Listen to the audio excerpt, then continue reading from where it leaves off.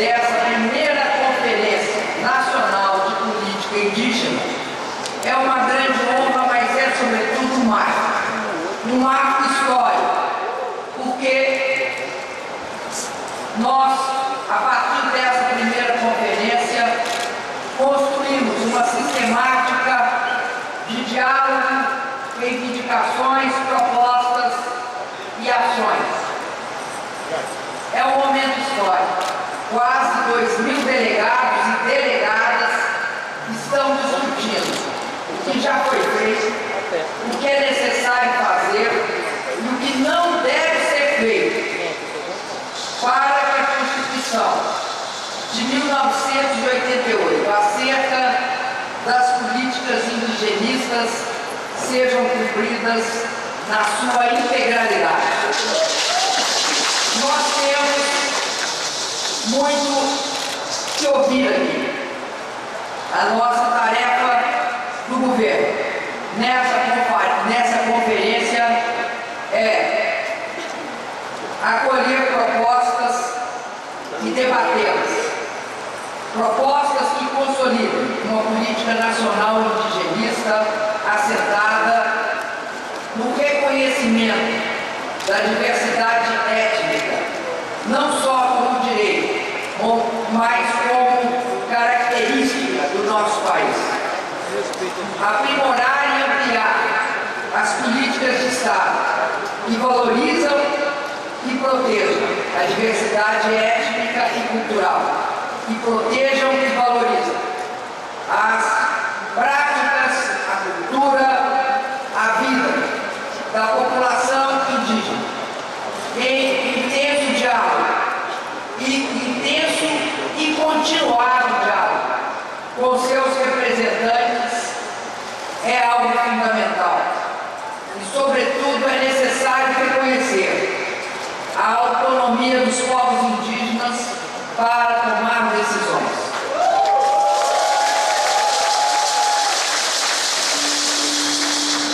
Queridos delegados e delegadas dessa primeira conferência, ao longo dos últimos anos, os povos indígenas brasileiros conquistaram avanços da maior relevância no reconhecimento e proteção dos seus direitos. A FUNAI foi reestruturada e será sempre aperfeiçoada para que cumpra de forma sempre mais efetiva sua missão de proteção e promoção dos direitos dos povos indígenas no âmbito do Estado brasileiro. O papel exercido pela FUNAI é tão importante que, mesmo em meio ao processo de reorganização administrativa, nós decidimos dar sequência ainda a seu processo de fortalecimento institucional. Como nos comprometemos com vocês, está mantido o concurso para expandir os quadros da Fundação. Traz também uma outra notícia que eu considero extremamente relevante nas instâncias de gestão do Estado. Nós iremos assinar essa semana o decreto que institui o Conselho Nacional de Política Indígena.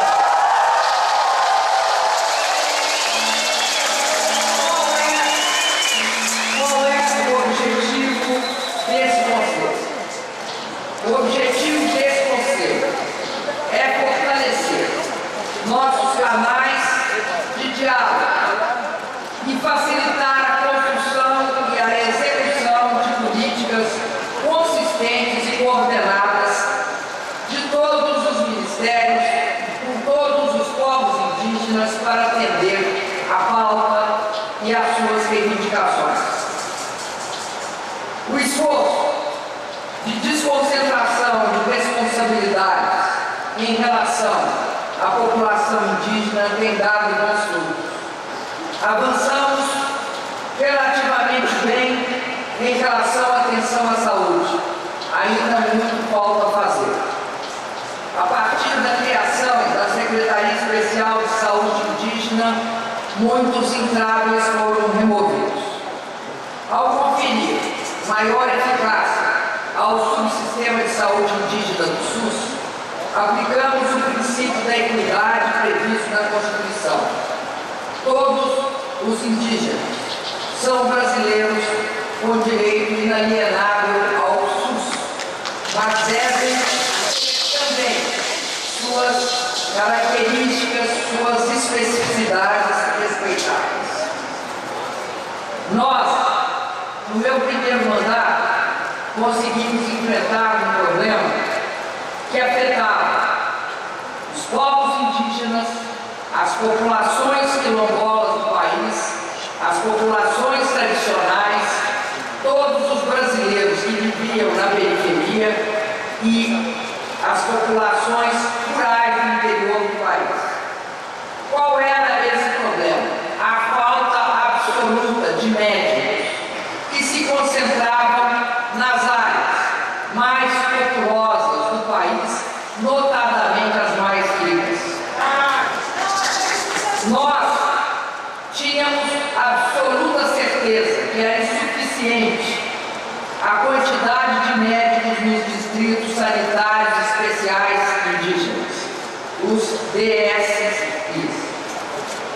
Com mais médicos, nós levamos médicos a todos os distritos sanitários espalhados pelo Brasil. Isso está entre as maiores, talvez a maior ação de saúde pública de nosso país. Nós passamos a ter 18 mil médicos, um pouco mais de 18 mil médicos, o que representa um aumento de quase 63 milhões de brasileiros que não tinham atenção básica à saúde. Inclusive aqui um destaque aos departamentos de saúde indígena.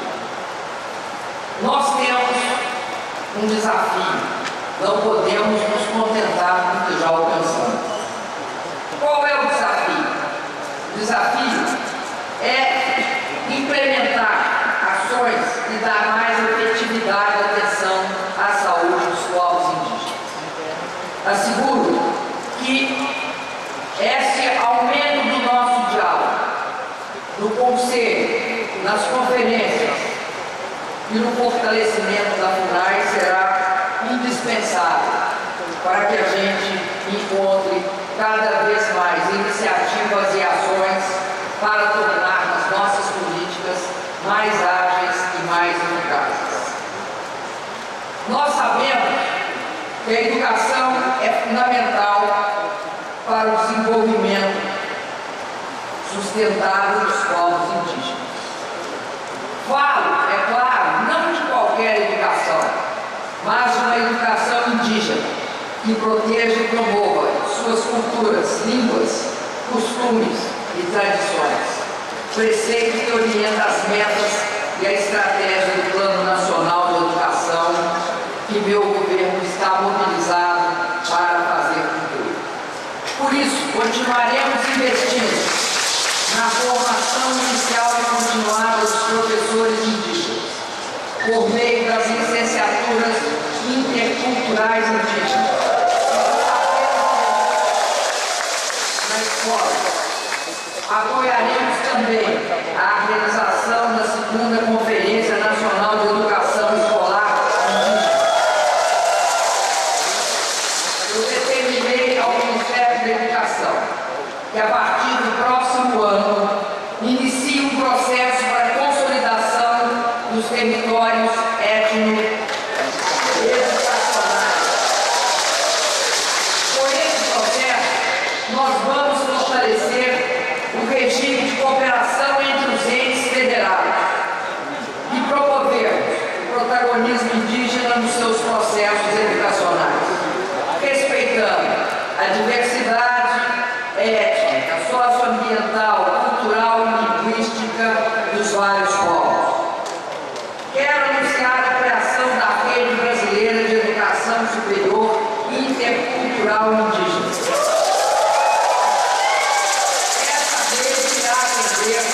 Uma reivindicação histórica dos povos indígenas. Será uma organização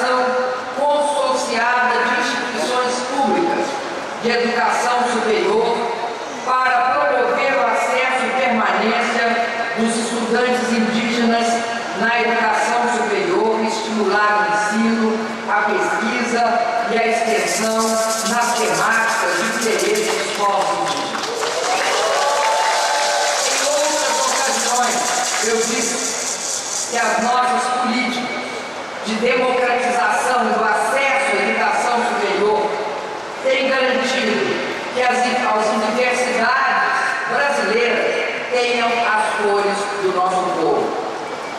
Com a Rede Brasileira de Educação Superior Intercultural Indígena, nós vamos aprofundar esta extraordinária mudança que está ocorrendo no nosso sistema educacional, fazendo justiça aos povos indígenas e fortalecendo o caminho do Brasil na igualdade de oportunidades. Minhas amigas e meus amigos aqui presentes, em 2012 nós lançamos a Política Nacional de Gestão Territorial e Ambiental das Terras Indígenas. Com ela, reconhecemos o papel estratégico dos povos indígenas e de suas terras na conservação da biodiversidade. Reconhecemos também a absoluta necessidade de construir uma gestão territorial e ambiental das terras indígenas com a participação integral e total dos povos indígenas. Agora, em 2015, criamos um novo marco legal da biodiversidade. Entre os maiores avanços dessa legislação está a repartição mais justa dos benefícios derivados da exploração do conhecimento tradicional, associado a recursos genéticos, o que beneficiará os povos indígenas. Garantimos ainda que o acesso ao conhecimento tradicional associado esteja condicionado à obtenção de algo fundamental, o consentimento prévio, o acordo prévio, a concordância prévia. Estabelecemos que os povos indígenas, assim como as comunidades e agricultores tradicionais, participem do Conselho de Gestão do Patrimônio Genético do nosso país. Falo dessas iniciativas porque elas são parte de um compromisso que é central no meu governo: o respeito ao direito dos povos indígenas a seu território, a sua cultura, a seus saberes, a suas riquezas. Ou seja, de todas as bases de sua cultura, identidade e tradição. Asseguro a vocês que daremos continuidade às demarcações de terras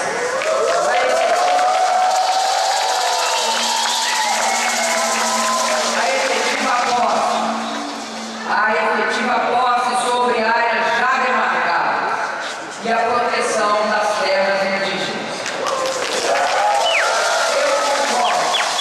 Democracia é demarcação de terras indígenas para ainda nesta semana, nós vamos publicar, junto com o decreto do Conselho, novos decretos de homologação de terras indígenas como parte dessa primeira conferência. Queria fazer aqui uma declaração para que não reste dúvida quanto à posição do governo federal. Nós somos contra a eclosión.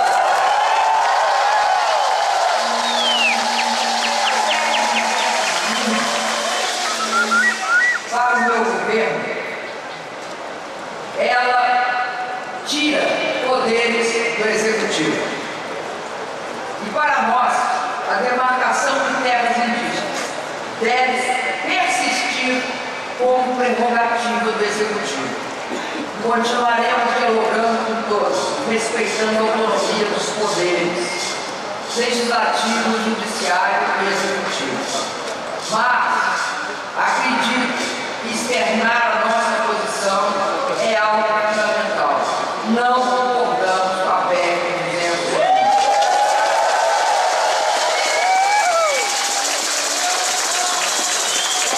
Nossa identidade como nação, queridos delegados e delegadas, é resultado de uma grande, proveitosa, importante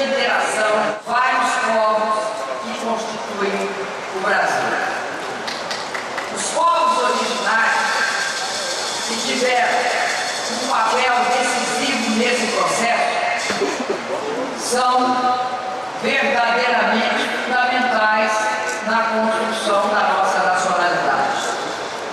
O Brasil, sem dúvida nenhuma, se faz mais forte, mais justo, mais plural, quando reconhece e valoriza as contribuições dos povos indígenas para a nossa formação. O Brasil fica mais justo e mais forte quando cria as condições para que todos os direitos das populações indígenas sejam respeitados e fortalecidos. Eu espero nessa conferência, sempre espero muito das conferências, espero receber opiniões, propostas, sugestões, críticas e acredito que essa conferência tem um papel fundamental. Qual o papel?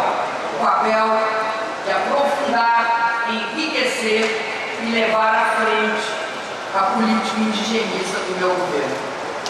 A gente, numa conferência, faz o balanço do passado, mas a nossa posição numa conferência é olhar para frente e saber quais os caminhos que têm que ser trilhados. Na definição desses caminhos, a palavra, a voz e a vez é de vocês. Por isso, eu desejo a todos uma excelente conferência. Uma conferência que fortaleça o diálogo, que fortaleça a atuação conjunta, que contribua para propostas efetivas e que permita que o governo e os mais de 300 povos indígenas do Brasil cooperem. Que as propostas para aprimorar nossa política indigenista surgida aqui propiciem, ao mesmo tempo, a afirmação dos direitos dos povos indígenas e a consolidação de uma democracia que valorize e respeite e o faça de forma sistemática e efetiva as diversidades étnicas e culturais do povo brasileiro. Muito obrigada.